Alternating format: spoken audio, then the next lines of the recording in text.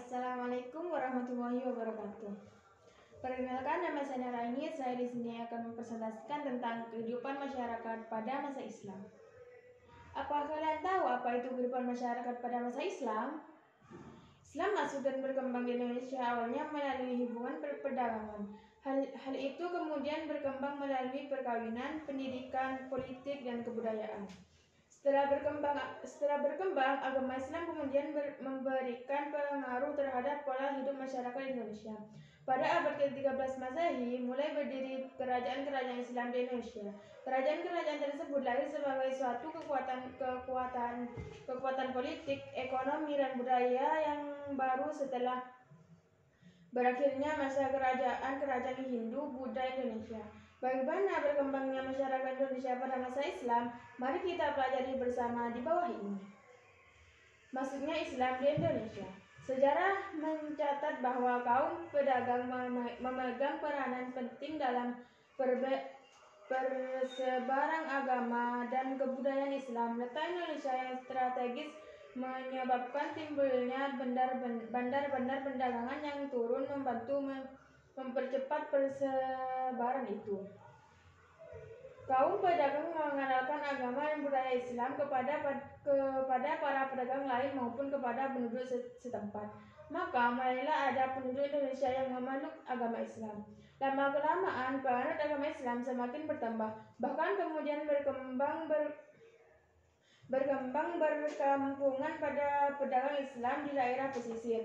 Penduduk setempat yang lain memeluk agama Islam kemudian menyebabkan Islam kepada semasa pedagang, juga kepada seanak keluarga. Akhirnya Islam mulai berkembang di masyarakat Indonesia. Agama dan kebudayaan Islam dibawa dan dikembangkan di Indonesia oleh para pedagang Islam dari Gujarat, Arab, dan Persia pada abad ke-7 Masehi. Pedagang para ahli itu didukung oleh teori-teori sebagai berikut. 1. Teori Gujarat. Teori Gujarat menjelaskan tentang peragan seorang Gujarat yang menyebarkan agama dan kebudayaan Islam di Indonesia. 2. Persian Teori. Teori ini dikembangkan oleh Husain di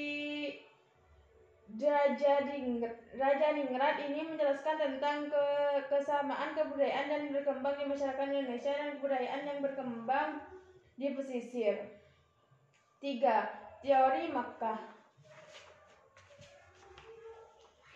Penyebab melalui cara pendidikan langsung umumnya dilakukan oleh para ulama yang datang ke Indonesia untuk menyebarkan Islam. Politik. Proses penyebaran Islam secara politis umumnya melalui para pengusaha karena mereka mempunyai pengaruh besar dalamnya masyarakat, maka keberadaannya sangat disenangi oleh rakyat. Hal ini berakibat semakin lurus pengaruh politiknya, semakin luas pula penyebaran kegaruh Islamnya. Kesenian.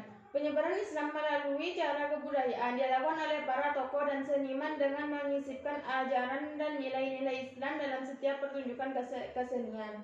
Dengan demikian, Islam lebih mudah diterima, sekaligus memperkaya budaya masyarakat setempat. Pengaruh Islam terhadap masyarakat Indonesia. Masuknya kebudayaan Islam memiliki pengaruh besar terhadap kehidupan masyarakat Indonesia. Perpaduan kebudayaan lokal dan Islam menghasilkan akulturasi dalam berbagai bidang kehidupan di Indonesia. Pengaruh kebudayaan Islam pada masyarakat tercermin pada berbagai bidang, antara lain sebagai berikut. Bidang politik, bidang sosial, manusia purba di Indonesia. Manusia purba di Indonesia. Seiring berkembang Islam, Sultan Agung dari Kerajaan Mataram penciptaan kalender Jawa. Kalender ini menggunakan penghitungan seperti Hijriyah. Sultan Agung mengganti nama bulan seperti Muharram diganti dengan Suro. Ramadan diganti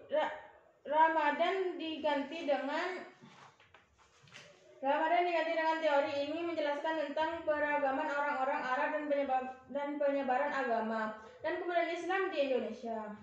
Hal ini berdasarkan bukti bahwa bangsa Indonesia sejak awal telah menganut mazhab Syafi'i yang sama dengan mazhab yang di Mekah. Salah seorang tokoh yang menganut teori Mekah adalah Hamka. Persebaran Islam di Indonesia. Sekitar abad ke-7 Masehi, agama Islam mulai masuk ke kawasan Indonesia. Daerah yang pertama kali menerima ajaran Islam yakni Samudra Pasai dan terletak di pesisir Aceh Utara. Selain Samudra Pasai, Malaka pun menjadi salah satu daerah yang banyak dikunjungi para pedagang Muslim. Malaka memiliki letak yang cukup strategis dalam hubungan pelayanan dan pedagang Asia Timur, Asia Selatan, dan Asia Barat. Islam semakin berkembang ke berbagai daerah di Indonesia. Islam mulai tersebar ke wilayah Kalimantan Barat, Sumatera Selatan, dan Pulau Jawa. Sekitar tahun 1511, Malaka jatuh ke tangan Portugis yang membuat para pedagang lebih memilih berpindah ke Aceh. Dari wilayah Aceh, mereka melakukan sebagai aktivitas perdagangan di sepanjang pantai barat Sumatera dan terus melewati setelah Sunda hingga di pantai utara Pulau Jawa. Hingga abad ke-18, ajaran Islam sudah semakin berkembang dan tersebar luas di berbagai kawasan di Indonesia. Namun, belum seluruh wilayah Indonesia yang menerima ajaran Islam. Perdagangan. Tradisi berdagang dengan cara berpindah dari satu negara ke negara lain, nomenanda, merupakan satu tradisi dan karakteristik yang pernah dikembangkan oleh bangsa-bangsa Arab, India, dan Gujarat. Bahkan bisnis berdagang dijadikan sebagai jalan alternatif dalam mengais rezeki sekaligus penyebaran Islam di Indonesia. Termasuk penyebaran Islam di Indonesia, pada masa awal saudagar Muslim dikenal cukup mendominasi perdagangan di Nusantara. Hubungan pergaulan antara pedagang Muslim dengan penduduk setempat pada akhirnya dapat menarik hati penduduk setempat maupun memeluk Islam. Pernikahan.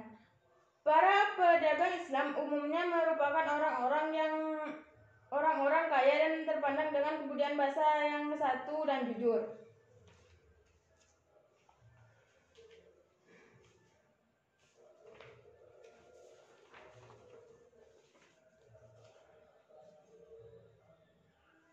Bidang pendidikan. Pada awal-awal masuknya Islam di Indonesia, mulainya pendidikan agama dilaksanakan di masjid, langgar, atau surau. Pelajaran yang dibagi adalah membaca Al-Quran, tata cara beribadatnya, akhlak, dan keimanan. Kerajaan-kerajaan di Indonesia. Kerajaan Indonesia dikenal dengan sebutan kesultanan dan kerajaan bergelar sultan. Kesultanan Islam di Indonesia mulai berperan pada abad ke-13. Beberapa kesultanan Islam dan tokoh-tokohnya adalah sebagai berikut.